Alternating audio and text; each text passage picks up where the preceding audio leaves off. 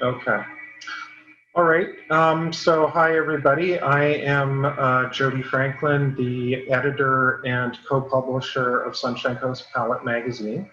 And one of the things that we are trying to focus on in terms of the focus of our magazine and our extended media that we're going to be doing is looking at food security issues on the Sunshine Coast and how this impacts us here. And today I am speaking with Casandra Fletcher of the One Straw Society, an organization that's focused on food security. Raquel Kolof, who's with the Farmers Institute, the Sunshine Coast Farmers Institute, and Donna McMahon, who is the Sunshine Coast Regional District Area E Director, who has been elected, is an elected representative of the people here in that area on the Sunshine Coast.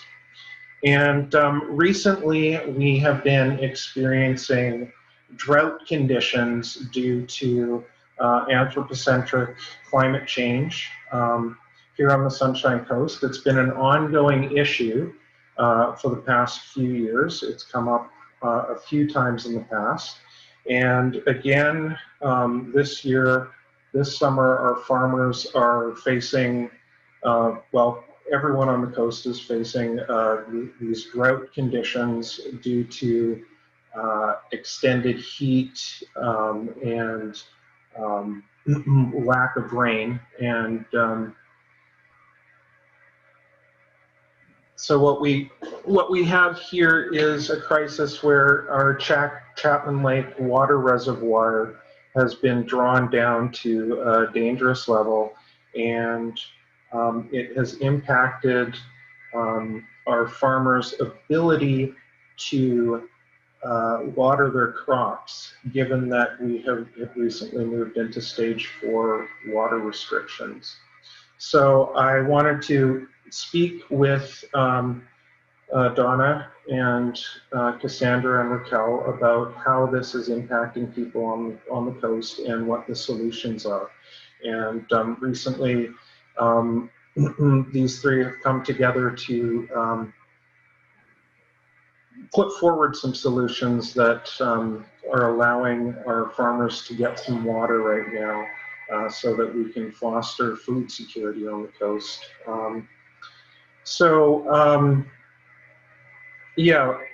Casandra, when the water crisis here started to happen, what was One Straw's response in terms of what was it that One Straw decided to do in response to the farmers needing water? I mean, for us, the first thing was to get a sense of what the situation really was. What were we talking in terms of water volume? What's the duration of time that we had left before we weren't turning on the taps? It was really just about getting more information to see if, you know, there was a leg to stand on to be pushing back against the water restrictions. And then, you know, the only thing we really could do was get people water. In particular, we were concerned about a number of partner farms that are involved in a subsidized food box program and a number of farms that grow for the food bank and community food gardens. So we were mostly sort of concerned about those ones that are feeding a lot of people in our community that are facing barriers. And then of course we're concerned about like farmers, and in just as much so backyard gardens. People rely on those as well for their well-being and their winter food. So yeah, so we put together a just kind of a whim with Persephone to create a bit of a community food box, or sorry, a community water program. We figured, you know, there's enough wells out there on the Sunshine Coast that between people that have wells and people that need water and people that have trucks, and if we can get the totes, can we wrangle this together? So yeah, it was just about getting people water. I mean, we're still in the midst of it now. It's not perfect, but it's coming along. So what exactly is happening? So your tap, like Persephone is on a well and they're taking that water and sharing it with different farms on the coast, and it's being distributed. So there's the cideries have negligible water because they don't use water in their production. It's it's juice, squashed apples in there, but breweries do have water, and they have quite a bit of wastewater. So that wastewater has been being saved. The cideries have a little bit of wastewater as well, so they're all saving that water, and there's sort of being connected with people that have been delivered totes on their properties, those 1,000-liter water totes. And so they're just dropping those off here and there, but more larger scale was really about connecting with the wells. There's not a lot of wastewater that's coming out of the breweries and cideries, but so we connected with a couple of companies that had tankers. Raquel had a great connection at Bonnybrook. We had a connection through some construction companies that all had tankers. So it was really about getting those tankers to the wells. The SCRD gave us access to their Langdale water station. So they've been pumping there mostly, and at a well in Upper Roberts Creek. They also went to Huff Farm, had some there. So there's about 4 that ended up being really key and active in filling those tankers and getting out to people. That's where most of the water is coming from. And so has this had, I imagine this has had a very positive impact on the farms that are using the water right now. Have they been able to get enough water to continue with their crops? Yeah, I mean, Raquel might have another vantage point that would be helpful here, but from the vantage point that we have with most of the farms that we're connected to, very few of them were actually in crisis from this. Most have their own wells or very large water storage systems or large ponds that they were pulling from, but of course those are drawing down as well. So yes, there's been topping up of 20,000 liters at a time at a single farm, for example. But on average, it's mostly small 5-acre, smaller lots where people are happy having, 2,000 liters, like 2 of those totes on their property is sufficient for what they're growing. Mm-hmm. Okay. And yeah, Raquel, the Farmers Institute also responded when it looked like farmers were in trouble with the stage 4 water restrictions. Can you talk about what the Farmers Institute was doing in response to this crisis? Yeah, for us, it was pretty clear that farmers' taps needed to be turned back on. The amount of water, the sheer volume they need at the height of their growing season in one of the hottest months would not be satisfied by totes. It was a matter of turning the taps back on. And we felt that given that there was only 16 farms, commercial farms that needed this, we felt that the amount that they required wouldn't have a huge impact on going into stage 5. It would be a matter of hours. And that's, in fact, I think what Donna found out is that it would make a difference of about 7 hours. So for us, it was about getting an exemption from stage 4 water restrictions. That was really important. For the commercial farms, that was our focus because we feel very strongly about supporting the business of farming. We want farms to be economically viable. We want to attract more farmers to this area. And if every summer their taps are turned off, I think it would speak very poorly to the Sunshine Coast being what could be a great breadbasket for the rest of the province. Okay. And yeah, Donna, interestingly, I guess as I found out yesterday, on Tuesday, the SCRD had an emergency meeting to deal with this issue. Is that right? What happened in that meeting? Well, at the meeting, I made a motion. Well, actually, previously I made a motion on Monday at our special meeting, which was followed by the emergency meeting, to give a 2-week extension to the farmers, or a 2-week exemption to the stage 4 watering restrictions. I'm going to say this is the 4th time since 2015 that we have gone to stage 4 water restrictions, but it's the earliest in the year that it's ever happened.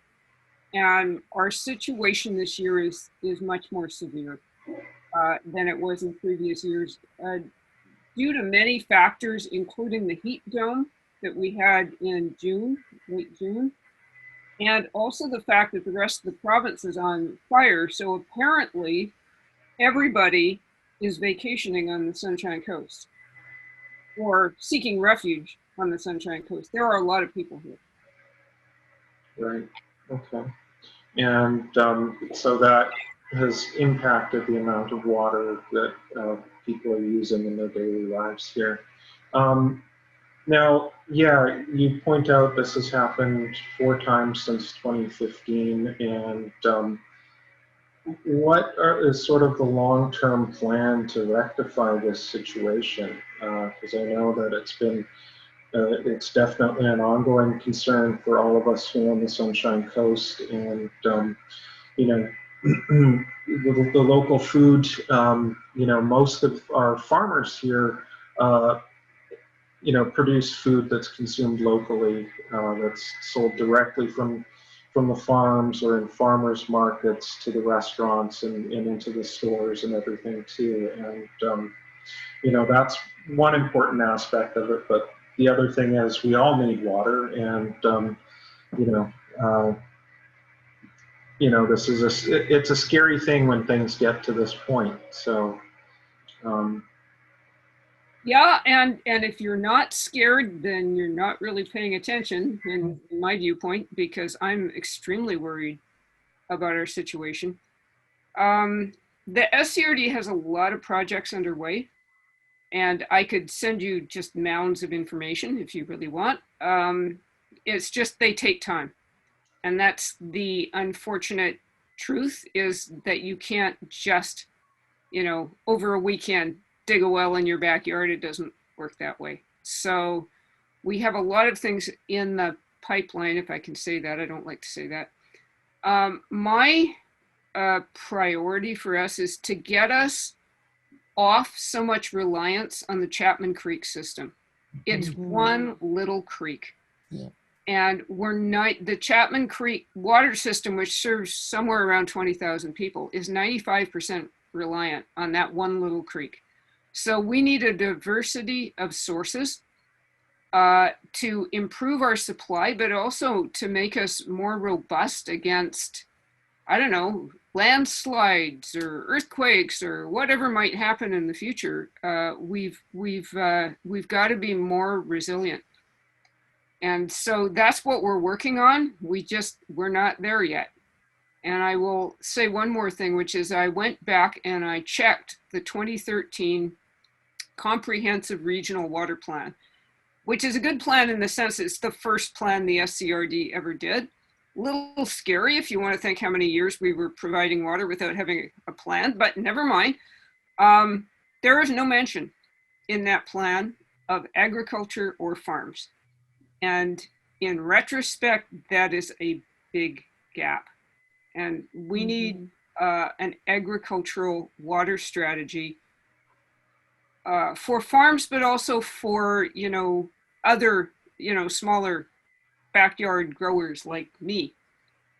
Right. I mean, that's another aspect of this crisis too, is that, there's so many people who have gardens that they have in their, to feed their families and whatnot. And this is impacting people on that level as well.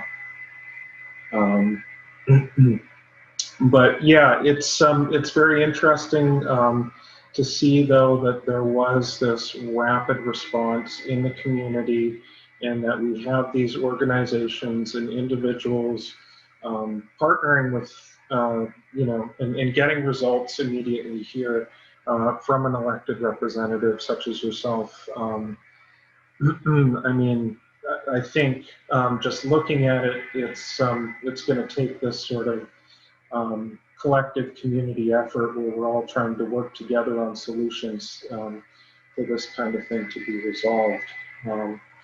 Like the short-term solution that One Straw offered this week, helping to set up this water tank system. I mean, that's not sustainable in the long run. So No, not even a little bit. Like it's not, it's a tiny little drop in the bucket, right? It's the tiniest little Band-Aid. So definitely not sustainable. There's lots of questions about the cost and resources and, you know, the gasoline, trucking tankers and water up and down the coast. Like it's backwards, we're going backwards. So, I mean, we're doing it because it's an emergency, but it's definitely not any plan that's sustainable. You know, our goal right now is to keep crops alive long enough so that they can harvest them and get something from them. That's it. So this won't last very long. The list is astronomical. Like we don't have the resources to meet the needs of all of the people that have signed up for this program. So we've run out of water storage containers and vessels, totes, barrels. We don't have enough tankers to run the water.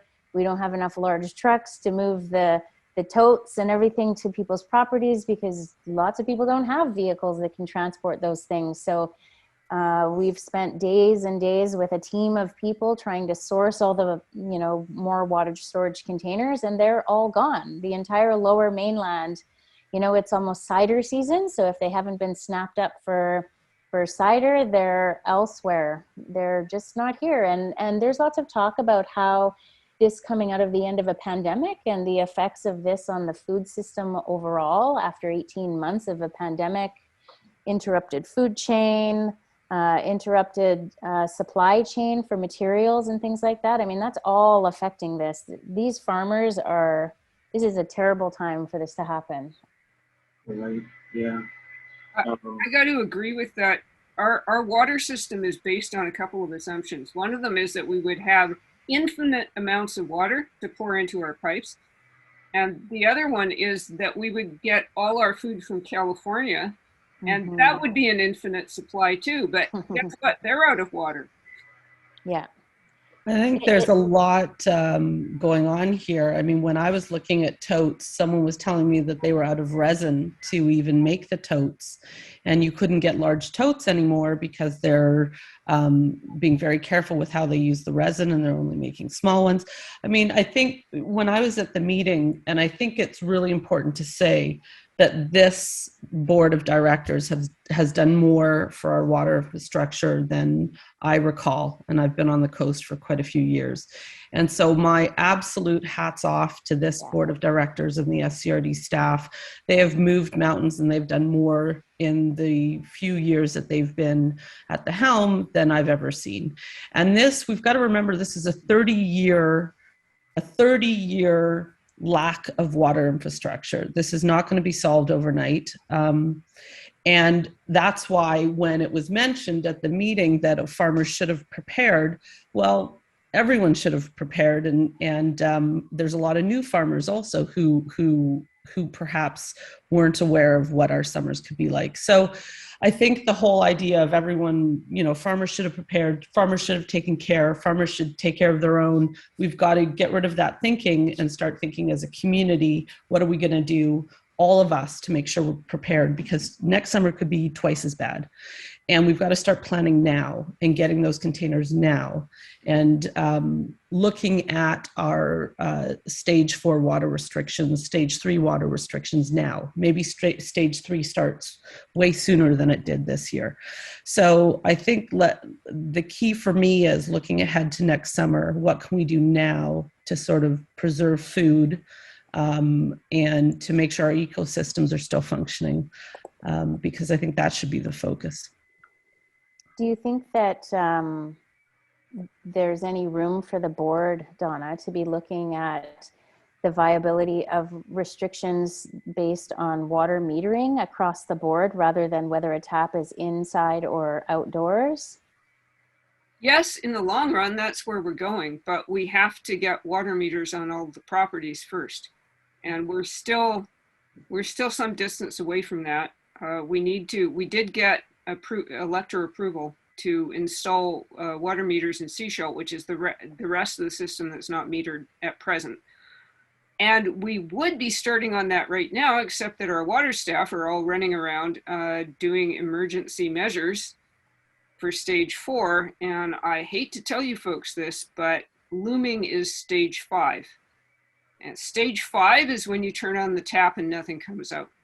And right now, staff, there will be a press release tomorrow, but staff are setting up our emergency operations center on Monday to start looking at what we're going to do if we don't get any rain before September the 15th. Yeah.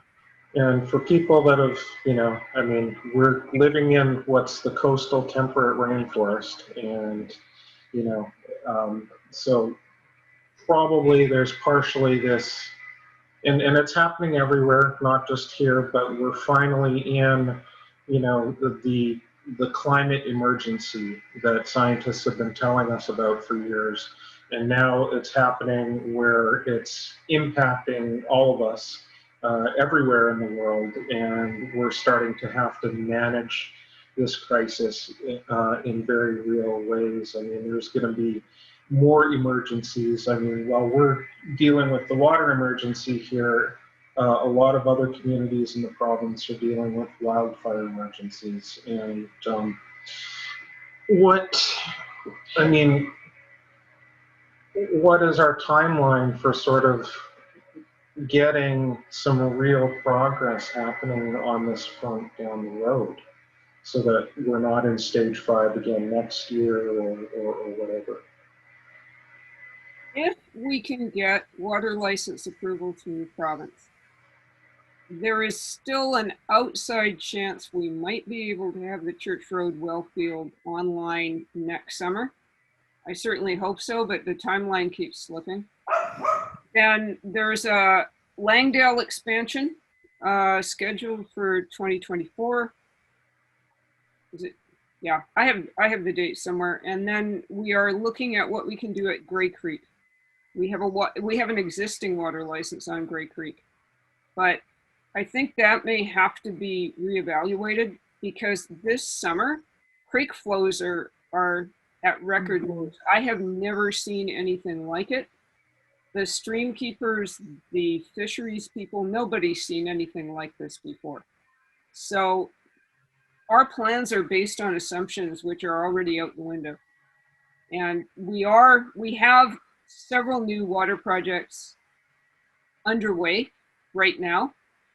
It's a matter of getting them online in a timely way. Right. And do you anticipate having support from, you know, does the provincial government, does the federal government, others that can help out with this, do they realize the urgency of the problem? Will they be able to move fast enough to give support? You know, if there's funding needed, if there's, you know, resources that are, you know, that they can provide, or like you say, licenses that need to go through, you know, like you say, can this be done in a timely manner? How do we speed up the process? What a good question. We're working on that as hard as we can. If we have to declare a state of emergency, I hope that draws the province's attention. Some wag on Facebook said that we should call our well a natural gas pipeline, and then we'd get approval right now. All right. I don't think that's an option. So if the province really wanted to pitch in and help us out, I think they could. But they have a lot of priorities, and we just have to fight our way to the top of their inbox. Right. Okay. And yeah, I mean, in the meantime, I suppose, what are, you know, we have these sort of, like I say, community-based solutions that aren't necessarily going to last very long in the long term. But again, it's sort of nice to see that people are sort of stepping up and trying to find creative solutions to the problem in the meantime. Does anybody else have anything they would like to add to this conversation before we move on? I do want to just talk about how unbelievably inspiring the outpouring of willingness to help, volunteers, corporations, businesses, local government, everybody to like be a part of this little Project Waterbox thing. I mean, it's pretty extraordinary to see every single brewery and cidery on the coast step in, like 4 different construction companies, Bonnybrook Industries. Like, it's been just a big, long list of people who are willing to like grab their pickup truck in the driveway and go fill up a tote at a neighbor farm that has a well and drop it off somewhere else. So it's been super duper inspiring, and there's been cheers as the trucks drive up and drop off the totes and they're taking pictures. So, you know, even though this is kind of a scary time, it's times like these that show the resiliency of a community and a community spirit. And I think that it's been pretty beautiful to see that there's this opportunity for discord, and instead people are like coming together, and that's been pretty beautiful to see. I would be interested if Raquel would say something about building up our soil to be more resilient. So I have dogs, everyone, and I'm on a farm, which means that every once in a while the dogs will bark. So that's why you may hear me mute. But for me, water goes beyond just watering our crops. I have a perfect example here. I've been practicing regenerative agriculture on this farm for a few years now, and it's all about biodiversity. And it's about soil health. For me, I'm a meat producer, and the byproduct of me improving the soil health is nutrient-dense meat. And what I mean by that is my goal is to have as much biodiversity and to have as much living soil that acts as a soil sponge on this farm as possible. And on my farm, when it rained, we had rains on Monday, I believe, most of my pastures are in about a foot of compost. I'm pretty much 50 feet of clay, and then I had a very thin membrane of soil on my farm. With my animal waste and hay and straw, we've built up the soil to about a foot.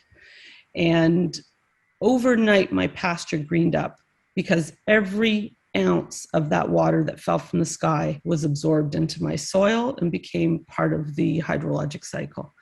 My neighbor's farm that doesn't have animals and pretty much has not practiced this has very dry sand-like soil, and after the rain it's still brown and dry. It did not absorb that rain, it ran off.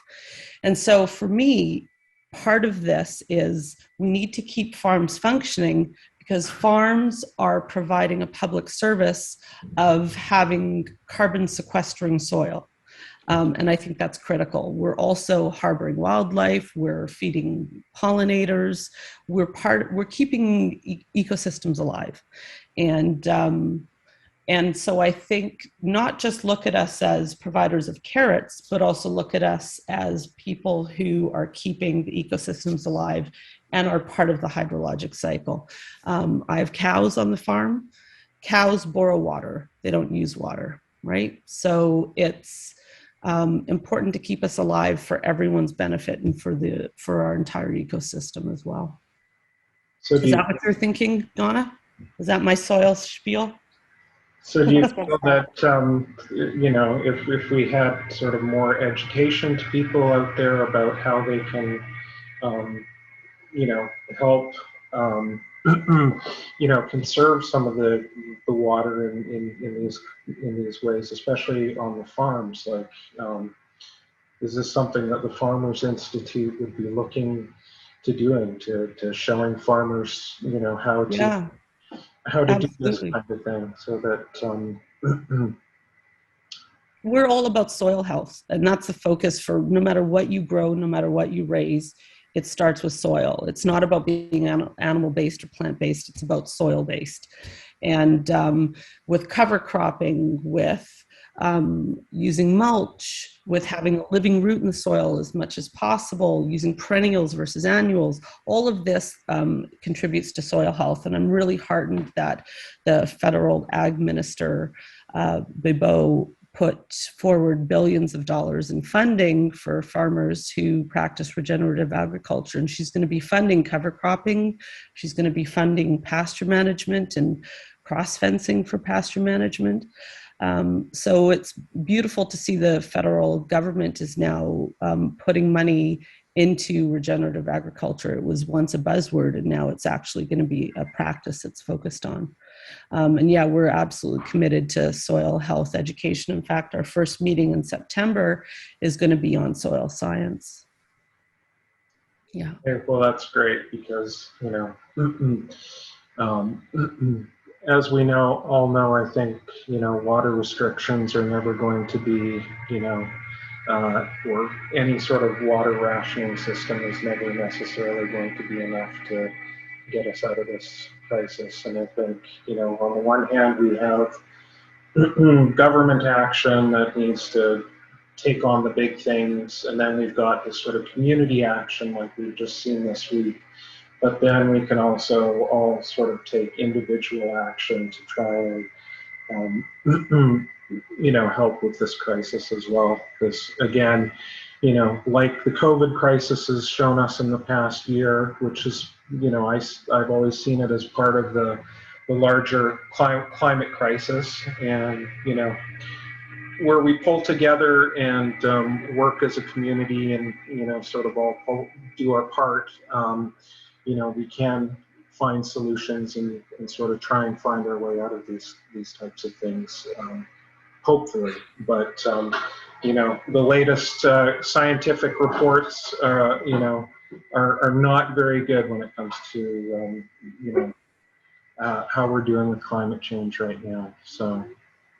I will say there's been a lot of people posting on Facebook or talking to me about water saving measures they're taking. So a lot of people in the community are really stepping up. But as always, there is a portion of the community that seems to be oblivious, and reaching them is more difficult. So we just got to keep persevering here. Right. Okay. Did anyone have anything else they would like to say before we close the conversation? No? Okay. Thanks for bringing us together, Jody.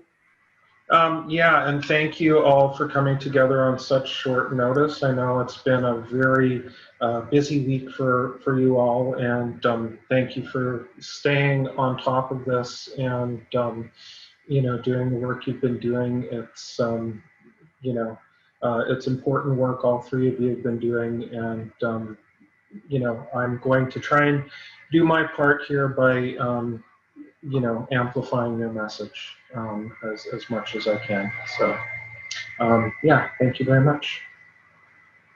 Thank you. Thank you. Bye. Bye. Bye.